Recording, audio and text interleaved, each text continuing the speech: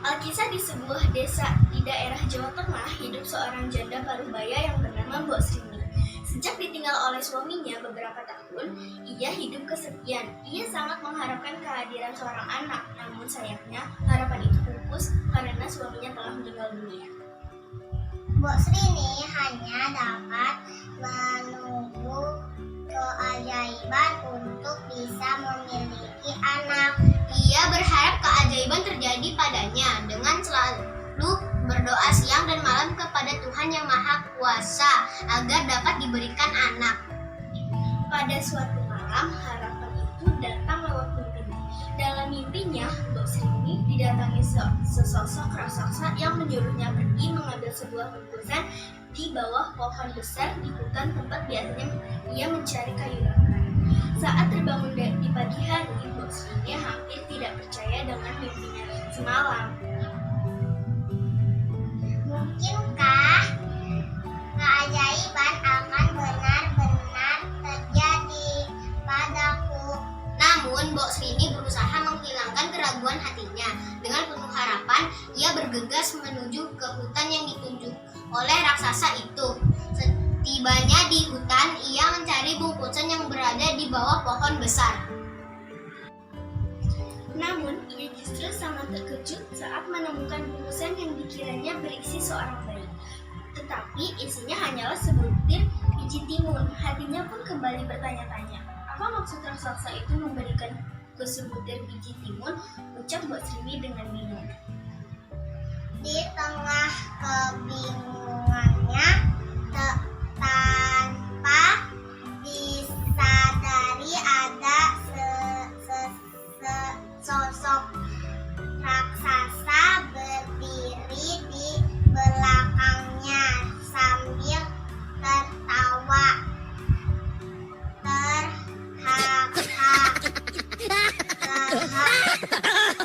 Hahaha, demikian suara tawa raksasa itu. Mbok Srini pun terkejut sambil membalikkan badannya. Betapa terkejutnya ia karena raksasa itulah yang hadir dalam mimpinya. Ia pun menjadi ketakutan.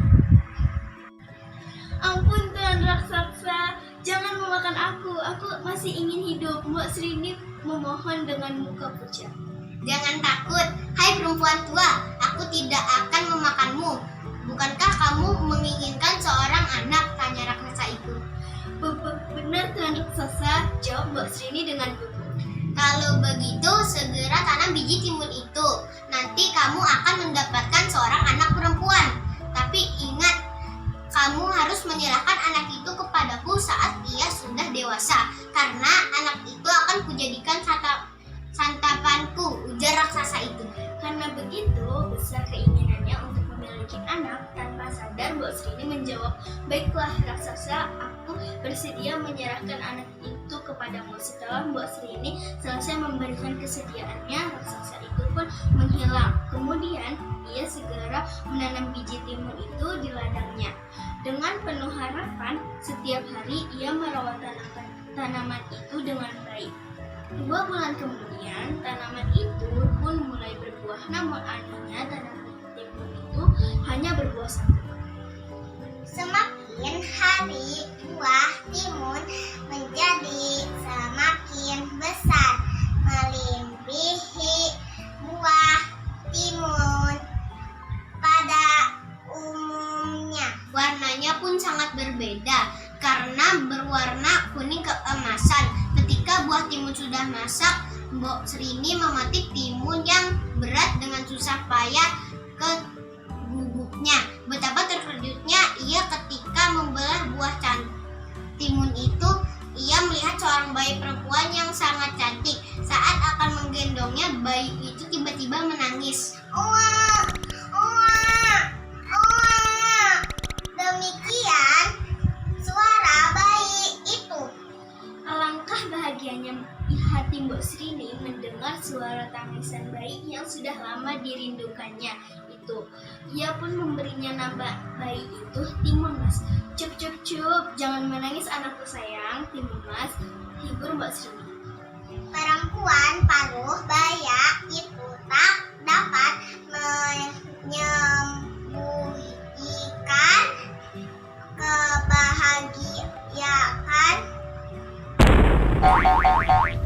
hingga air matanya menetes membasahi kedua pipinya. Perasaan bahagia itu membuatnya lupa dengan janjinya bahwa dia akan memberikan bayi itu kepada raksasa suatu saat kelak. Ia merawat dan mendidik Timun Mas dengan rasa kasih sayang hingga tumbuh menjadi perempuan yang cantik. Mbok Srini sangat bangga karena selain cantik, Timun Mas juga memiliki kecerdasan yang luar biasa dan sifatnya yang baik. Oleh karena itu, ia sangat sayang kepadanya. Suatu malam, Mbok Srini kembali bermimpi didatangi oleh raksasa yang memberinya pesan kepadanya bahwa seminggu lagi ia akan datang menjemput Timun Mas. Sejak itu, ia selalu duduk termurung seorang diri. Hatinya pun menjadi sedih karena ia akan berpisah dengan anak yang sangat dia disayanginya. Ia baru menyadari bahwa raksasa itu ternyata adalah raksasa yang jahat. Mbok Srini sering duduk termenung. Timun Mas pun bertanya-tanya dalam hati. Suatu sore, Timun Mas memberanikan diri untuk menanyakan kegundahan hati yang dirasakan oleh ibunya. Bu, mengapa akhir-akhir ini ibu selalu tampak sedih? Tanya Timun Mas. Sebenarnya Mbok Srini tidak ingin menceritakan penyebab kegundahan hatinya karena dia tidak ingin anaknya itu ikut sedih. Namun karena terus didesak, akhirnya ia pun menceritakan asal-usul Timun Mas yang dirahasiakan selama ini. Maafkan aku ibu, anakku, selama ini ibu merahasiakan sesuatu kepadamu, kata Mbok Srini dengan wajah sedih. Rahasia apa, Bu? Tanya Timun Mas penasaran. Ketahuilah Timun Mas, sebenarnya kamu bukanlah anak kandungku, ibu yang lahir dari rahim ibu, jawab Mbok Srini. Belum selesai ibunya bicara, Timun Mas tiba-tiba menyela. Apa maksud ibu? Tanya Timun Mas. Mbok Srini pun menceritakan semua rahasia tersebut hingga mimpinya semalam bahwa sosok raksasa akan datang menjemput anaknya itu untuk dijadikan santapan. Mendengar cerita itu, Timun Mas menjadi kaget seolah-olah tidak percaya. Aku tidak mau ikut bersama raksasa itu. Aku sangat sayang kepada ibu yang telah mendidik dan membesarkan Timun, kata Timun Mas. Mendengar perkataan Timun Mas, Mbok Srini kembali termenung. Ia mencari cara agar anaknya selamat, agar tidak dijadikan santapan raksasa itu. Sampai pada hari yang telah dijanjikan oleh raksasa itu, Mbok Srini belum juga menemukan jalan keluar. Hatinya pun mulai cemas dan kecemasannya. Tiba-tiba ia menemukan sebuah akal. Ia menyuruh Timun Mas agar berpura-pura sakit. Dengan begitu, raksasa tidak akan mau menyantapnya. Saat matahari mulai senja, raksasa itu pun memanggil dan mendatangi bubuk Mbok Srini. Hai, perempuan tua, mana anak itu? Aku akan membawanya sekarang, pinta raksasa itu. Maaf Tuan Raksasa, anak itu sedang sakit keras. Jika kau menyantapnya sekarang, tentu dagingnya tidak enak. Bagaimana kalau 3 hari lagi kamu datang kemari?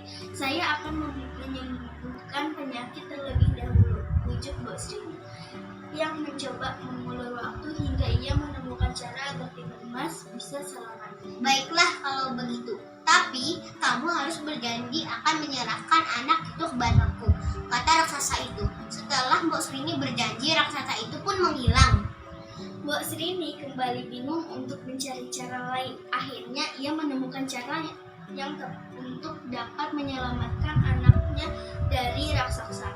Ia akan meminta bantuan kepada seorang petapa yang tinggal di sebuah gunung. Anakku, besok pagi-pagi sekali ibu akan pergi ke gunung untuk menemui seseorang petapa. Dia adalah teman almarhum suami ibu. Barangkali dia dapat membantu kita untuk menghentikan niat jahat raksasa itu, ungkap Mbok Srini.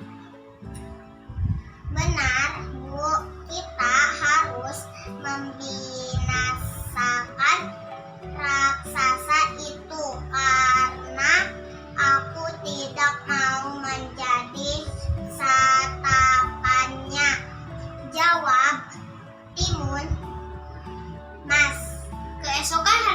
pagi-pagi sekali, berangkatlah Mbok Sri ini ke gunung itu. Sesampainya di sana, ia langsung menemui Pertapa itu dan menyampaikan maksud kedatangannya. Maaf Tuan Pertapa, maksud kedatangan saya kemari ingin meminta bantuan kepada Tuan, kata Mbok Sri.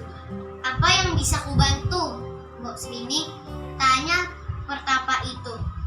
Mbok Srini pun menceritakan masalah yang sedang dihadapi anaknya. Mendengar cerita Mbok Srini, Pertapa itu pun bersedia membantu. Baiklah, tunggu di sini sebentar, ujar Pertapa itu seraya berjalan masuk ke dalam ruang rahasianya.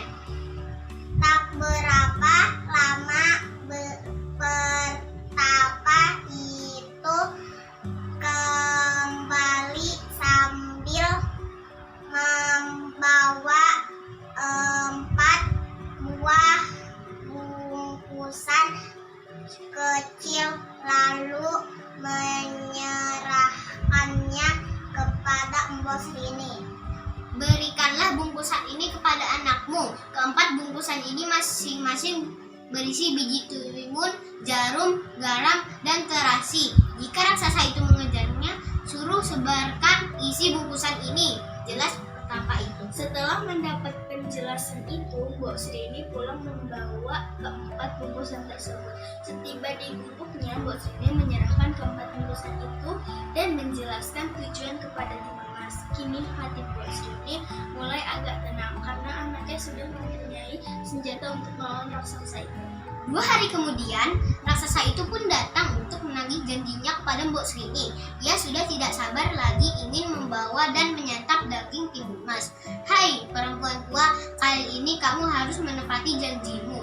Jika tidak, kamu juga akan menjadikan santakanku, ancam raksasa itu.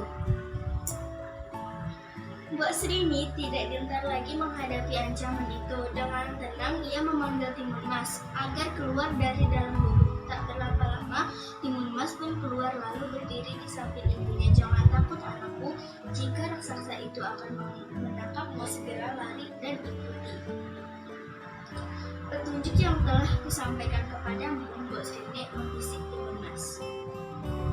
Baik Bu, jawab Timun Mas. Melihat Timun Mas yang benar-benar sudah dewasa, raksasa itu semakin tidak sabar ingin segera menyantapnya. Ketika ia hendak menangkapnya, Timun Mas segera berlari sekencang-kencangnya. Raksasa itu pun mengejarnya. Tak ayal lagi terjadilah kejar-kejaran antara makhluk raksasa itu dengan Timun Mas. Telah berlari jauh, Timun Mas mulai kecapean. Sementara raksasa itu semakin mendekat. Akhirnya ia pun mengeluarkan bungkusan pemberian Pertapa itu. Pertama-tama, Timun Mas menebar biji timun yang diberikan oleh ibunya. Sungguh ajaib, hutan di sekelilingnya tiba-tiba berubah menjadi ladang timun dalam sekejap. Batang timun tersebut menjalar dan melilit seluruh tubuh raksasa itu. Namun, raksasa itu mampu melepaskan diri dan kembali mengejar Timun Mas. Timun Emas pun segera melemparkan bungkusan yang berisi jarum. Dalam sekejap, jarum-jarum tersebut berubah menjadi runtuhan pohon bambu yang tinggi dan runcing. Namun, raksasa itu mampu melewatinya dan terus mengejar Timun Mas, walaupun kakinya berdarah-darah karena tertusuk bambu tersebut. Melihat usaha belum berhasil, Timun Mas membuka bungkusan ketiga yang berisi garam, lalu menebarkan seketika. Itu pula, hutan yang telah dilewatinya tiba-tiba berubah menjadi lautan luas dan dalam. Namun raksasa itu tetap berhasil melaluinya dengan mudah. Timun Mas pun mulai cemas karena senjatanya hanya tersisa satu. Jika senjata tersebut tidak berhasil melumpuhkan raksasa itu, maka tamatlah riwayatnya. Dengan penuh keyakinan, ia pun melemparkan bungkusan terakhir yang berisi terasi. Seketika itu pula, tempat jatuhnya terasi Alhasil, raksasa itu terkalahkan karena tercebur ke dalam lautan lumpur dan tewas seketika. Maka selamatlah Timun Mas dari kejaran dan santapan raksasa itu. Dengan sekuat tenaga, Timun Mas berjalan menuju ke gubuknya untuk menemui ibunya. Melihat anaknya selamat, Mbok Srini pun langsung berucap syukur kepada Tuhan yang Maha Kuasa. Sejak itu Mbok Srini dan Timun Mas hidup bahagia.